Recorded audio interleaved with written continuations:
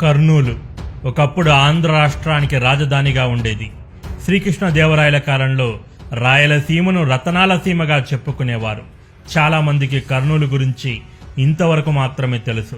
కానీ 2000 ఏళ్ల క్రితమే మౌర్యుల పరిపాలనా కాలంలో అఖండ భారతానికి కర్నూలు కూడా ఒక రాజధాని. మౌర్యుల కాలంలో కూడా మగధ రాజధాని ప్రస్తుతం బీహార్లో పాట్నాగా చెప్పుకునే పాటలీపుత్ర నగరం. అందులో ఎలాంటి సందేహమూ లేదు. కానీ పరిపాలనా సౌలభ్యం కోసం మౌర్యులు అఖండ భారతాన్ని ఉత్తర, దక్షిణ, తూర్పు, పడమర అని 4 భాగాలుగా విభజించారు. దీని గురించి డీటెయిల్ గా రియల్ భారతం 13th పార్టులో వివరించాను. దక్షిణ భారతానికి సువర్ణగిరి ప్రాంతం రాజధానిగా ఉండేది. కర్నూలులో ఉన్నటువంటి జొన్నగిరి విలేజ్ ఏదైతే ఉందో అదే ఒకప్పటి మౌర్యుల దక్షిణ రాజధాని సువర్ణగిరి. ఈ ప్రాంతంలో బంగారం, వజ్రాల నిక్షేపాలు చాలా ఎక్కువగా ఉండడంతో దీనికి సువర్ణగిరి అనే పేరొచ్చింది. ఇప్పటికీ తొలకరి వర్షాలు పడినప్పుడల్లా జొన్నగిరిలో పలానా రైతుకు డైమండ్స్ దొరికాయి, బంగారం దొరికింది అనే వార్తలు వినిపిస్తూనే ఉంటాయి. ఆ డైమండ్స్ ఏమీ ఆకాశం నుండి ఊడిపడట్లేదు. వర్షం పడ్డప్పుడు వజ్రం పైనున్న మట్టి పొరలు తొలగిపోవడంతో అవి తలతల మెరుస్తూ మన కంటపడుతున్నాయి. కొన్నిసార్లు వర్షపు నీటి ప్రవాహానికి పైనున్న మట్టి కొట్టుకుపోవడంతో కిందనున్న వజ్రాలు బయటపడుతున్నాయి. జొన్నగిరి ఒకప్పటి సువర్ణగిరి అనడానికి ఇంతకంటే ఏం సాక్ష్యం కావాలి? ఈ సువర్ణగిరి ప్రాంతాన్ని రాను రాను పల్లె ప్రజలు నోరు తిరగక సొన్నగిరిగా పిలవడం మొదలుపెట్టారు. సొన్నగిరి కాస్త జొన్నగిరి అయ్యింది. ఇంకా నమ్మకం కలగకపోతే కొంతమందికి చాలా నమ్మకం కలిగిన పత్రిక ద హిందూలోని ఒక ఆర్టికల్ రిఫరెన్స్ ఇస్తాను చూడండి. According to local historians, Jonnagiri, which was known as Suvarnagiri during Mauryan Empire, was treated as South Indian capital of the kingdom. ఇదే విషయం ఆంధ్రప్రదేశ్ అఫీషియల్ వెబ్సైట్ లో కూడా మీరు చూడొచ్చు. ఈ విషయం అనేక చారిత్రాత్మక గ్రంథాల్లో కూడా లిఖించబడి ఉంది. అదేవిధంగా ద హిందూ ఆర్టికల్లోనే ఇంకా ఏం రాశారంటే, during the tours of king Ashoka after his Kalinga campaign he was said to have camped at several places in his 256 days sojourn. Kalinga యుద్ధం తర్వాత అశోకుడు అనేక ఇంపార్టెంట్ ప్లేసెస్ విజిట్ చేయడానికి 256 రోజులు దేశంలో పలు ముఖ్యమైన ప్రాంతాల్లో పర్యటించాడట. అందులో దక్షిణ భారత రాజధాని సువర్ణగిరి కూడా ఉంది. అశోకుడు చాలా రోజుల పాటు ఇక్కడ ఉండి బౌద్ధ మతాన్ని ప్రచారం చేసినట్లు, ఈ కొండపై అనేకానేక బౌద్ధ మత ప్రచార సభలను నిర్వహించినట్లు తెలుస్తుంది. అందుకు ప్రత్యక్ష సాక్ష్యం జొన్నగిరి, ఎర్రగుడి ప్రాంతాలకు మధ్యలో ఉన్న ఈ కొండ. ఈ కొండపైనే అశోకుడి శిలాశాసనాలు బయటపడ్డాయి. ఇక్కడ చూడండి, list of edicts of Ashoka, అశోకుడి శిలాశాసనాల లిస్ట్. ఇందులో మేజర్ రాక్ ఎడిక్ట్స్ మొత్తం 14 ఉన్నాయి. అందులో చిట్ట చివరిది ఎర్రగుడి, గుత్తి, కర్నూలు డిస్టిక్, ఆంధ్రప్రదేశ్. ఇప్పుడు మనం ఎర్రగుడి ప్రాంతానికి వెళుతున్నాం. వెళుతూ ఎర్రగుడి శిలాశాసనాలు ఎలా దొరికాయో, అందులో ఏం రాసి ఉందో డీటెయిల్ గా తెలుసుకుందాం. కర్నూలు నుండి అనంతపురం వెళ్లే బస్ ఎక్కితే గుత్తి బస్ స్టాప్ లో దిగొచ్చు. గుత్తి నుండి 13 కిలోమీటర్ల దూరంలో జొన్నగిరి ఉంది. ఎర్రగుడి ముందొస్తుంది. ఎర్రగుడికి జొన్నగిరికి మధ్యలో ఈ శిలాశాసనం ఉంది. గుత్తి నుండి ఈ శిలాశాసనానికి బస్సెస్ చాలా రేర్ గా ఉన్నాయి. షేర్ ఆటోస్ లో 30 రూపాయలు తీసుకొని శిలాశాసనం అని చెప్తే ఇక్కడ వదిలిపెడతారు.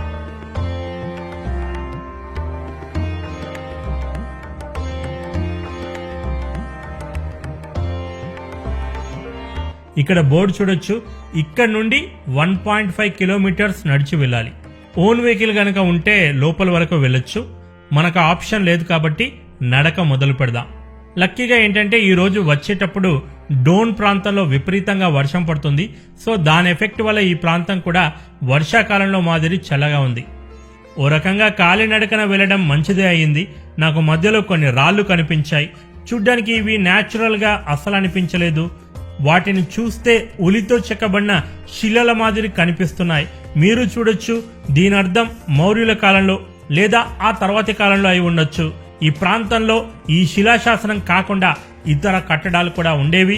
వాటి ఆనవాళ్లు ఇదిగో ఇలా రఫాదఫా చేయడం జరిగింది. ఇది జస్ట్ నా ఒపీనియన్ మాత్రమే. దీనిపై మీ ఒపీనియన్ ఏంటో కింద కామెంట్లో తెలియజేయండి. ఇప్పుడు మనం మధ్యలోకి వచ్చేసాం. ఒకసారి వెనక్కి తిరిగి చూశాను, ఎవరైనా కనిపిస్తారేమో అని. 4 వైపులా చూశాను, ఒక్క మనిషి కూడా కనిపించట్లేదు. ఒక నిమిషం లిటరల్లీ ఈ ప్రపంచంలో నేనొక్కనే ఉన్నానా అన్న ఫీలింగ్ కలిగింది. కావాలంటే మీరే ఈ వీడియో చూడండి.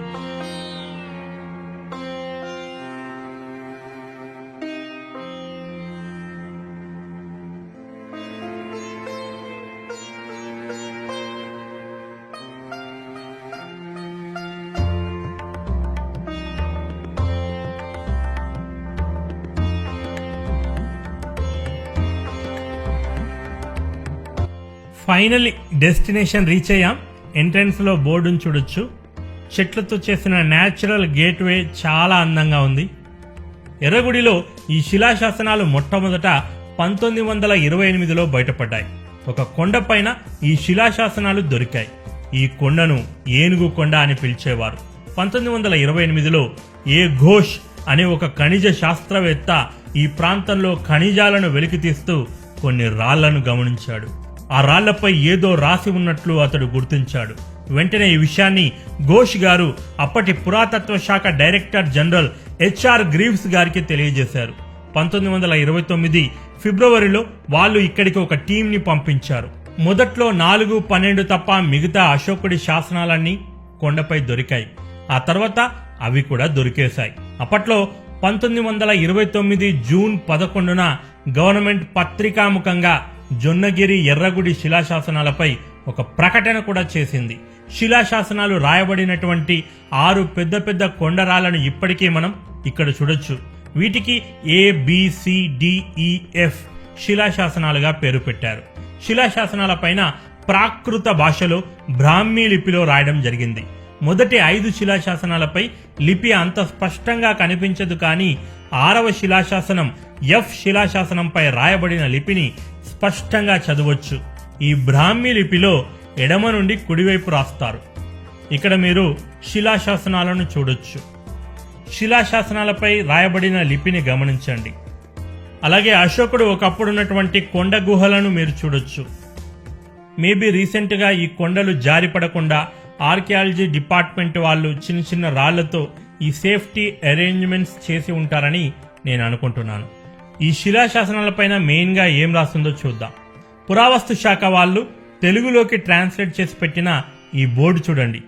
దేవతలకు ప్రియుడైన అశోకుడు తల్లిదండ్రులను మరియు పెద్దలను ప్రేమించాలని, భూతదయ కలిగి ఉండాలని మరియు సత్యమును మాత్రమే పలుకవలనని, తన ధర్మాన్ని అధికారులైన రజ్జుకులకు అంటే సెంట్రల్ గవర్నమెంట్ ఆఫీసర్స్ కి సూచిస్తూ మరల రజ్జుకులు రాష్ట్రికులు అనబడే స్థానిక అధికారులకు అంటే స్టేట్ గవర్నమెంట్ ఆఫీసర్స్ కి మరియు దేశ ప్రజలకి సూచించాలని తెలియజేశాడు.